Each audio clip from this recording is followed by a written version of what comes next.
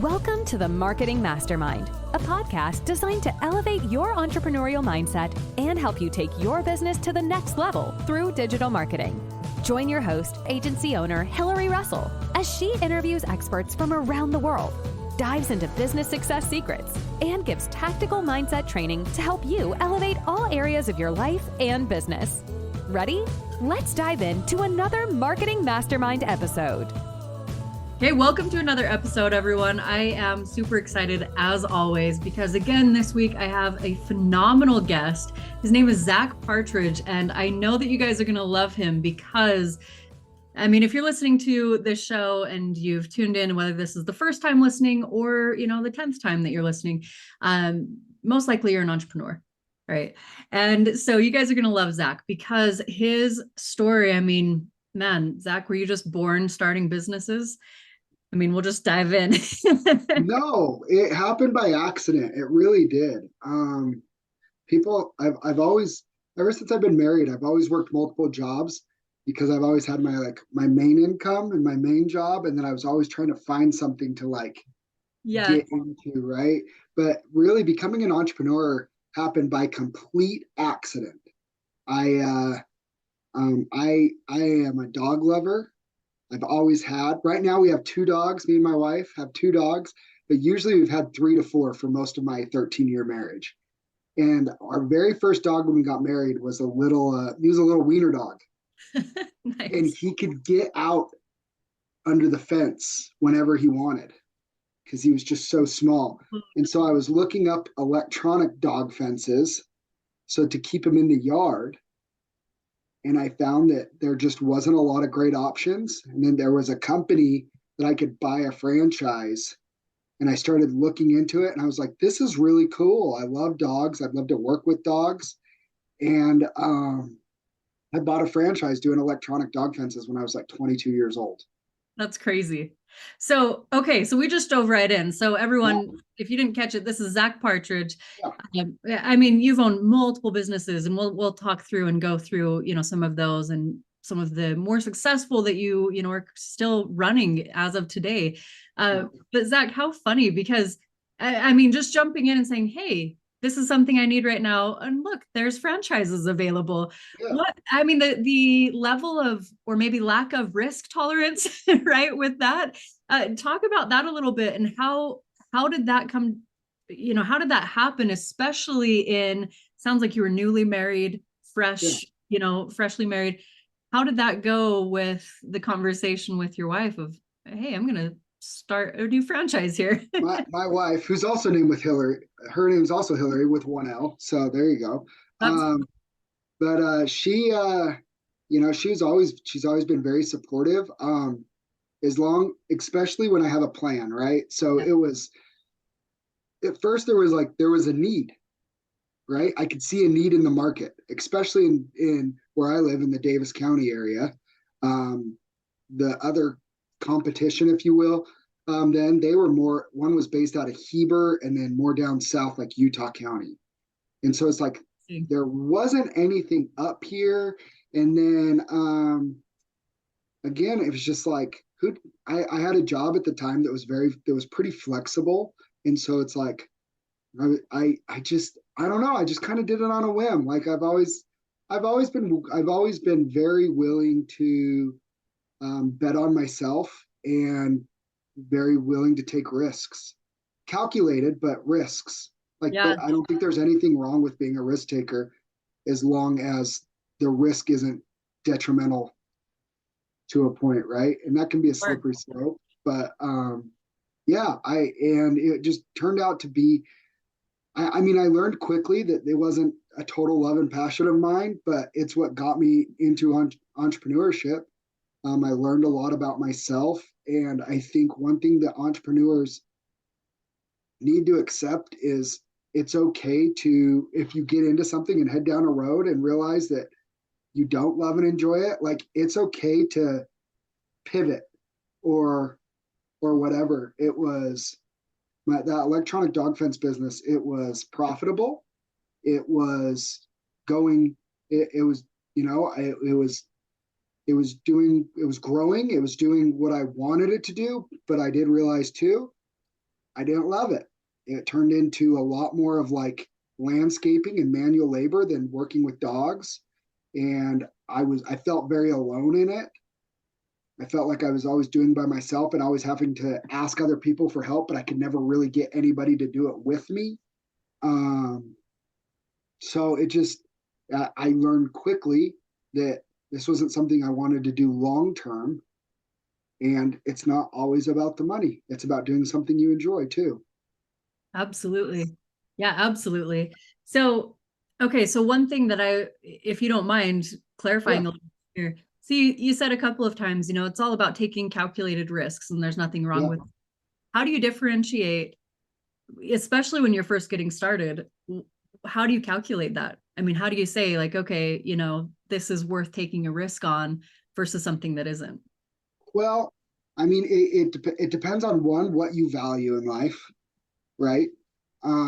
If you value your time as far as you like to have a lot of freedom and flexibility with your time, that's great, but that's really hard on beginning entrepreneurs that are probably putting 60, 80 plus hour work weeks into their business. Missed a lot of family events, missed a lot of family time. There are things that there's sacrifices that you have to be willing to make to get a business off the ground and going. That's, I would say, a big first step in that calculated risk is what are you willing to sacrifice to make sure that you have the time to get it off and going, right? One, two, like you said, I was newly married. We were about to have our first one. Yeah, I think my wife was pregnant with our first on the way. I have 4 sons now, but we had our first. And so, so it's okay, well, I can't quit my job and go all in with this because I have a mortgage. I have, a kid on, a family to provide for. And so then it turned into, well, I'm going to be doing my full-time job and I'm going to be doing this. Like that's sometimes everybody's like, oh, just go all in with your business. Like if you believe in it, go all in. That was kind of the risk that's part of that risk assessment of what are your responsibilities as well. Things like that, your time, your money, your energy. I know a lot of people that say they want to be entrepreneurs, but they are wiped out after a 40-hour work week at their 9-to-5 job. Probably not for you. Probably like the idea of it, but it's quite frankly, you're probably not going to be successful if you're wiped out after a 40-hour work week. Right. Yeah, that's a good point. That's a good point. So let's stop on that for a second here, because so often we hear, and I'm sure that every single one of us could put a face to this description, but we oftentimes see those that have shiny object syndrome, where it's like, they're posting for 3 or 4 weeks about this new cool thing that they're doing. And then it's like, okay, the next month or, a couple months after, they're like, okay, and this is the new company that I'm starting, right? And it's something brand new. Speak to that a little bit. What type of commitment do you feel it absolutely takes from entrepreneurs to really, see some level of success with this? Because again, too, overnight success stories take a lot of work. You better be willing to, if you're going to start something, you legitimately better be willing to invest 2 to 3 years of your life into it. I believe that. I knew pretty early that the dog fence thing wasn't going to be something that I was going to be into long term, but I did it for almost 3 years before I sold it. And there's nothing wrong in entrepreneurship with building a business, knowing an exit strategy and developing a healthy exit strategy rather than just closing down. I think we all know it, especially here in Utah. I know somebody very prominent comes to my mind that, they were in about 80 different MLMs before they found their niche, which was not an MLM. And now they're doing very well and successful. But that person lost a lot of credibility with a lot of people in their family, in their friend circles and things like that, because they were going, it felt like every 2 to 3 months, oh, you need to join, this one, or I'm doing this now, or this is the next best thing, or that, and they're always bouncing around. Well, what happened to the last great idea? And people don't realize that when that, they're always chasing the next thing. They're losing credibility on the projects that they're currently working on. So if you're going to put more on your plate, don't abandon the last thing, because if you do, even if it is great, people aren't going to believe in it because you've told them to believe in other stuff in the past that you obviously weren't super believing in if you bailed on it after just a few months. Right. Yeah, that's a good point. That's a really good point. And kind of a good rule of thumb with it too. Like how willing are you to commit to this? And you can only expect others to commit to the level, I mean, not even to the level usually that you're willing to commit to something. And right? I don't think there's anything wrong with going into a business with an exit strategy and saying, I'm going to do this, I'm going to build this up for X amount of years, and then I'm going to look at selling the business, right? Once it's worth X amount, and I've made what I've made off of it, like I'm going to pivot and I'm going to be out of this business. Right. I mean, if it takes longer, so be it. I mean, I owned a mobile car detailing business for 7 years. That's what I moved into out of the electronic dog fence business. I sold that, took that money, started a mobile auto detailing business that I ended up doing for 7, almost 8 years. And before I sold it, my exit strategy from that business was I should have been out of it a long, long time ago, not just recently.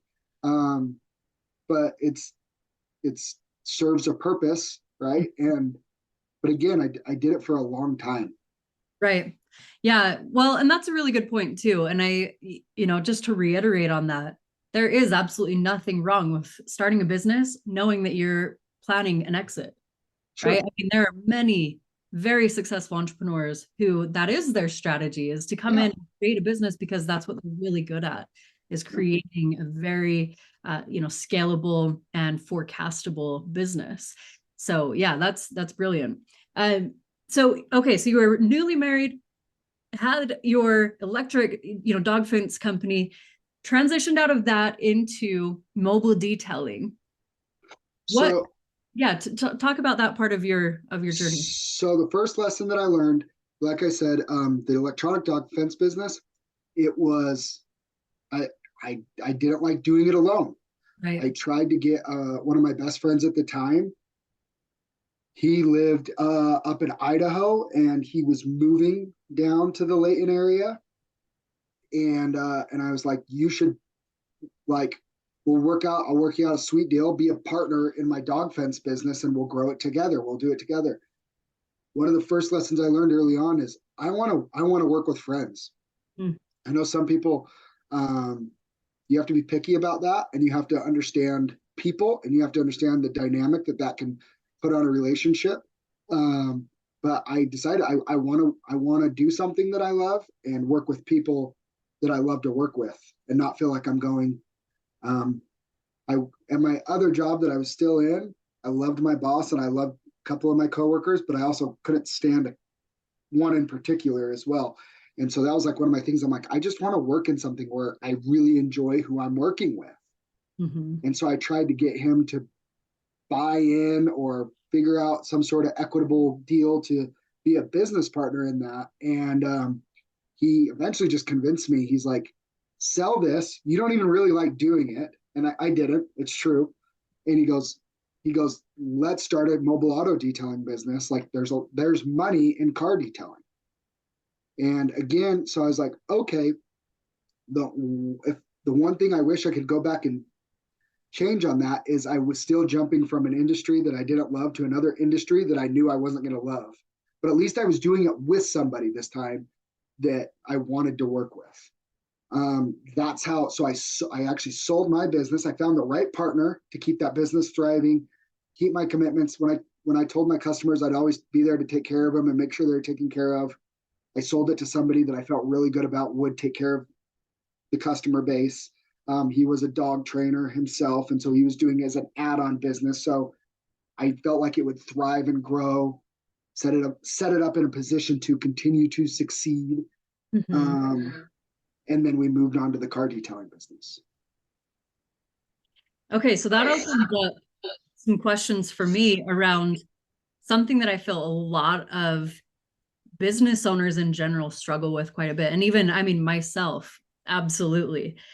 How do you Well, let me back up a little bit, because the first thing that you said is you like working with friends, with people Yeah, that, that you spend time with. yeah. And that's like one of the things that the gurus say, like, don't work with friends, family members, because it ruins the dynamic. Right.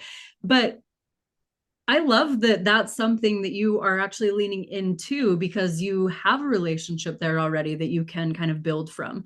So what is your process, if you have one, of, things that you may think of that can, give you kind of an idea beforehand of whether or not it will be a successful business relationship in addition to friendships? So, I mean, it's a pretty heavy conversation to have, but one, you have to be extremely honest with yourself, and two, you have to be extremely honest with them.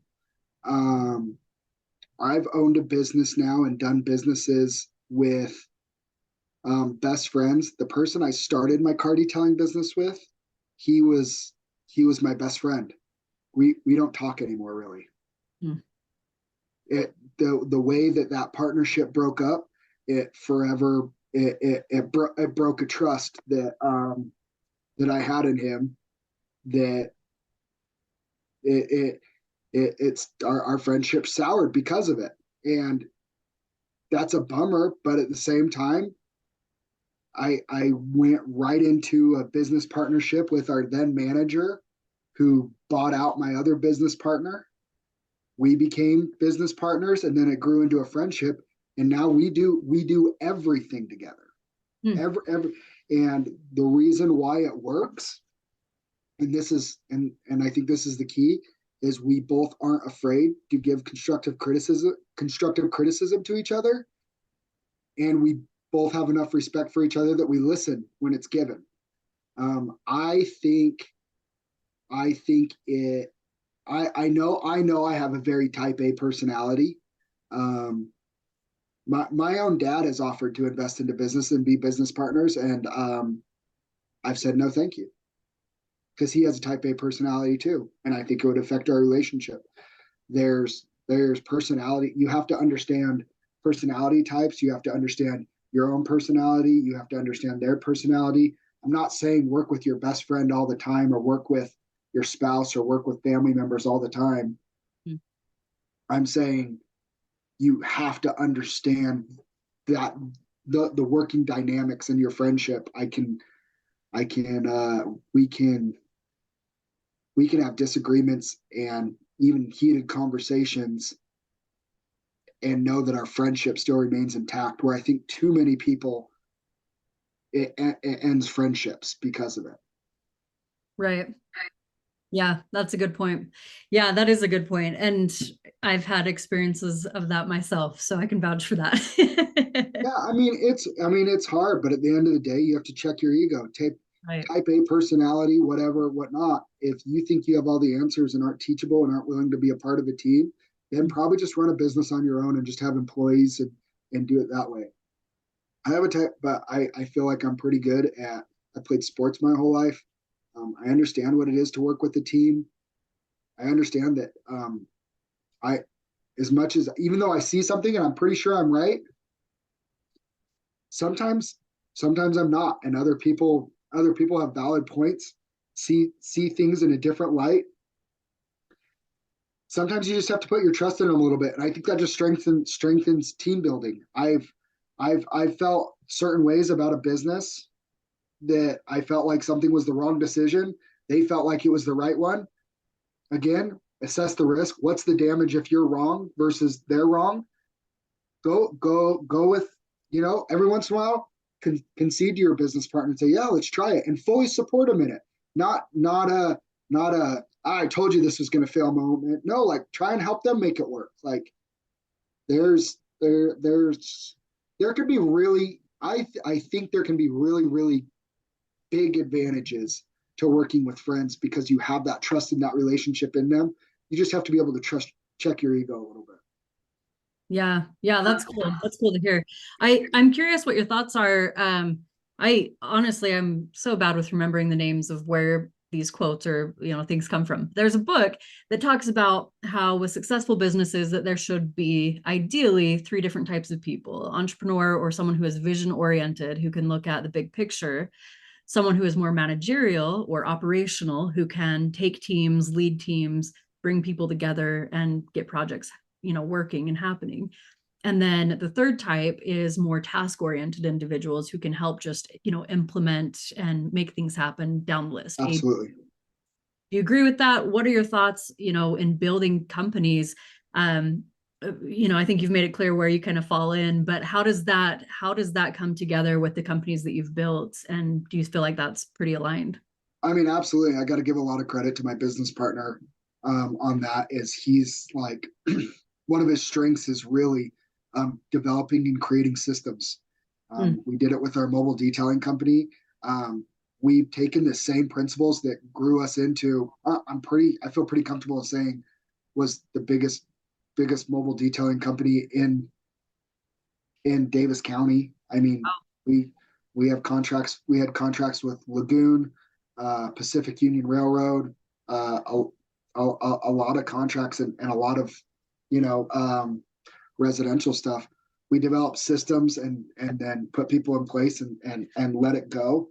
Now we're running an MMA promotion, Fierce Fighting Championship, and we're developing the same systems and following the same patterns. So, I mean, talk about taking principles from a mobile detailing business to an MMA promotion, and the system still works. So having that person to see a big vision, right? The vision of everything and where it's supposed to go. But then having a person that's developing systems within that vision to get there and working side by side is really what's, I agree. You have to have those people in place, and you have to have, I think you have to have multiple voices in the room too, that can all be heard. I'd say we have a team of about 5 people that all know that they'll be heard. If they have something to say, that they'll be heard, and it will legitimately be, that opinion and that idea will be valued, looked over, and then decided on as a team. Yeah, that's cool. And kind of goes back to what you're saying with like, check your ego, right? You've got to let your ego go. Yeah, we developed a pretty interesting environment of don't make us act like a boss, and we won't act like a boss. I like that. Don't nobody's anybody's boss. We're all just a team trying to push into the same direction, right? Now, if something happens where you make me be the boss, like I will, I'm not afraid to be, but I'd rather not. I'd rather just us all be adults pushing towards the same goals. Right. Yeah, that's a cool perspective. Let's open that up a bit, because I think that's one piece that as entrepreneurs, when you're first getting started, it might not be one of the first things that you're thinking about, but you really are signing yourself up to become and grow into a leader. So let's talk about that. What is your perspective on maybe some of the key points of building a strong team? And I think what you mentioned here, just that perspective initially is incredible.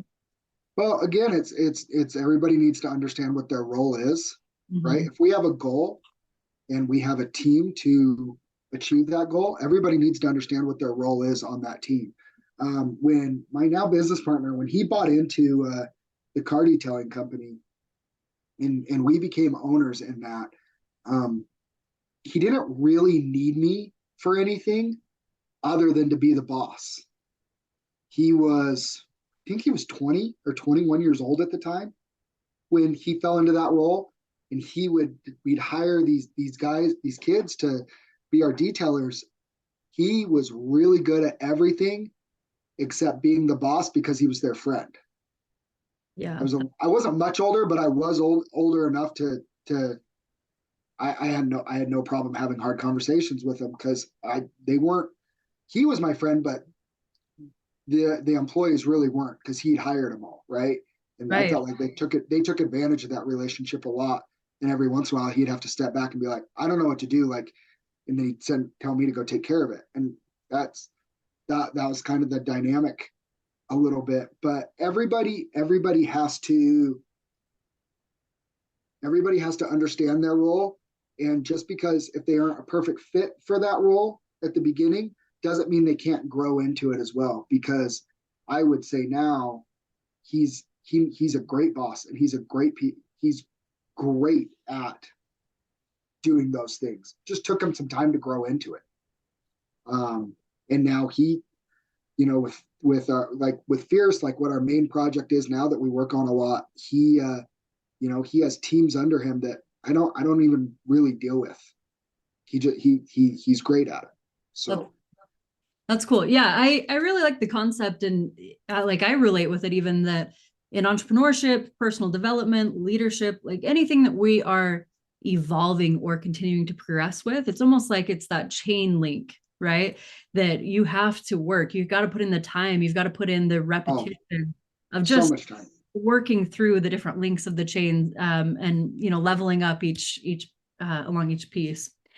Okay, so we've mentioned it a couple of times here throughout the conversation, but let's focus now on your main project, right? Okay.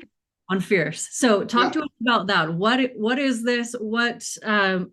Explain what it is, and then also I want to talk about what are some of the main pieces that you've brought from your experience in entrepreneurship to really make this successful. So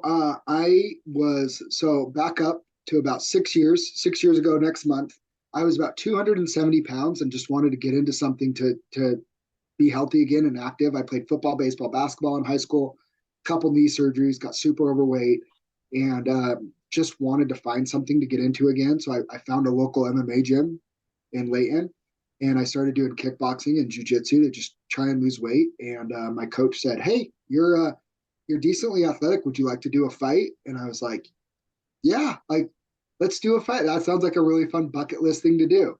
So he said, "Okay, if you can lose enough weight to get down to 205 pounds, like we'll find you a fight." So we did that. And then that turned into 7 fights, and it turned into an MMA podcast, and it turned into now kind of being one of the coaches at our gym and everything. And then a couple years ago, I knew that I'm 34. I knew I started too late in life to like have a career as a professional fighter. And I train with guys that are going to be professional fighters and like make a career out of it. And I know that like I'm not on that level. But I have a lot of fun with it, and I love fighting and enjoy fighting. But the entrepreneur mind in me was I want to get into the promoting side of things. I want to help grow MMA here in Utah. It's still like as a sport as a whole, it's a baby.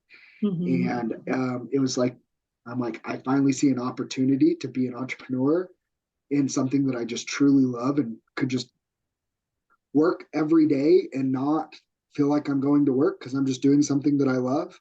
And by the way, I will caveat with that, just because you love something doesn't mean it can't be super stressful and a giant headache, but it's not just work for me. Like I really love what I do. And I was looking at options of potentially buying into a local promotion. I looked at an option of potentially starting my own promotion and what that would look like. And then the promotion, Fierce Fighting Championship, they're based out of the Maverick Center. I did the pay-per-view broadcast for them. I wasn't the play-by-play guy, but I was like the color commentator on their pay-per-view broadcast for them. And I kind of told him kind of what I was thinking. And he took me to lunch and he's like, "Dude, just come run my show." It's like, I don't put enough time into it. They were doing about 3 shows a year at the Maverick Center. He lives in Price, Utah. He'd done 1 show in Price, and he was just like, "Come run my show." Like I need somebody that can be a lot more hands-on. He runs another big business with 50 plus employees that, took a lot of responsibility and was a family business that his dad had passed on to him. So, he's just, I love it. I want to keep it going, but he didn't put the time into it that it needed. And so it was kind of like, okay, I'm willing to do it, but I have to bring like my team to do it. I will run your show, but you have to let me bring in my team to do it. And that's, my business partner with the car detailing business and stuff like that. And he said, "Yeah, whatever you got to do, like as long as it's making money and going in the right direction, he handed me the keys to the Ferrari, and so we're driving. That is so cool. That's really cool. So tell us a little bit, what are some of you, in your opinion, what are some of the core pieces that you have taken, or maybe things that you've learned from, from your past experience that has really helped to grow Fierce and to grow what you're doing there? So first and foremost, like my business partner always talked about, it's developing systems and letting him, one thing that's really interesting is, so I'm all in the MMA community. I train 6 days a week. I fight. We watch the fights every Saturday night. We go to, it's ingrained. He wasn't. Okay. He's like, MMA is cool. He's been to it. He'd come to my fights, but like he wasn't. So the perspective that he gave too was super interesting, because it wasn't diehard fans are just going to be diehard fans anyways. It's like the car enthusiasts, like they're going to get their car detailed every week anyways. Like they baby it. How do we get the people that aren't diehards to the show, or to tune in, or to care, right? That's where his opinion and his input has been very valuable, because it's, how do we get him? Like, how would we get him to be a fan? And the creative problem solving is something, as an entrepreneur, that if you don't have, it's going to be very, very hard. And so between me and him, of having the perspective of, this is the MMA world versus this is what everybody outside of the MMA world, this is how they view it. So we're doing things a little bit different. Mm-hmm. Sometimes from a marketing standpoint, sometimes from, just how we market the show and make sure the fan experience is, it's just a little bit different than how maybe most shows run. Yeah, that's cool. That's really cool. Well, and I think that's super important as well for really any type of business, right? Yeah, it is. That you're looking at these other alternative perspectives and getting that feedback. Yeah, that's cool. That's cool to hear. So a couple of fun questions before we wrap up here, Zach. For our listeners, like I said at the beginning, the majority are entrepreneurs who are either in the midst of their business and, grow phase, scale phase, or they're just getting started. So what advice would you give to a new entrepreneur who is just getting started and maybe hasn't really seen the traction or the results that they're wanting to see quite yet? Market research, first and foremost. Me and my business partner, we're currently in the middle of launching a new business right now ourselves, with everything. And we thought it was going to be something that was super easy and super, there's a glaring need for it, especially for small business owners. And it just hasn't been the case, that it just hasn't been as easy as we thought. So now we're trying to figure out why, right? So before you go and spend a whole bunch of money and a bunch of time and a bunch of effort into launching your business, do a lot of market research to make sure that you're right. We spent, like 2 months ago, we spent all this effort for weeks getting this business up and going that we just thought was going to be so easy. And it just turned out that it hasn't. And now it's just like, so now we're just trying to figure out how to start gaining some traction on it. That would be my first bit of advice is market research. And when I say market research, it doesn't have to be anything fancy. Do some polls on your social media. Do like an Instagram poll on your story. Talk to your friends and family about it. If talking to friends and family is hard about it, go take some speech classes. Go get comfortable talking to people. Make sure that I hear this all the time from entrepreneurs where they say, I really want to do this, I just don't want to sell. Well, get comfortable with that, because you're always at least selling yourself. Right. Those would be my main things, is market research, and then being very comfortable to talking to everybody about it, because you never know, you never really know somebody's answers. I think one of the biggest problems a lot of people have is they just assume, oh, this person would never need that or whatever. Maybe they wouldn't. Maybe you're right. Maybe they wouldn't, but maybe they would. Or maybe they know 5 people that they could reference somebody to you. Open your mouth. Like, closed mouths don't get fed. It's just the way it is, especially in the entrepreneurial world. Right. Yeah. Right. What do they say? Timid salesman has skinny kids, right? Same thing. That's a good one. That's a good one. Yeah. Cool. Okay. So Zack, within your journey, do you have any particular resources as far as books, podcasts, maybe, individuals even, that you feel really impacted or really helped you progress that you would recommend? I am very, very much a trial and error, self-taught entrepreneur. I'm not a big reader. I probably should read a lot more. Actually, I shouldn't say probably. I know I should read a lot more. I just don't. Entrepreneurs, I listen to Joe Rogan a lot, and I listen to the economists and things like that on Joe Rogan. I like to listen to other entrepreneurs and their stories. I think this is really cliche, and this might make me look like an amateur. I study Shark Tank a lot. Yeah. I listen to the different stories on there, not as much as like the negotiating, but I listen to the stories on there.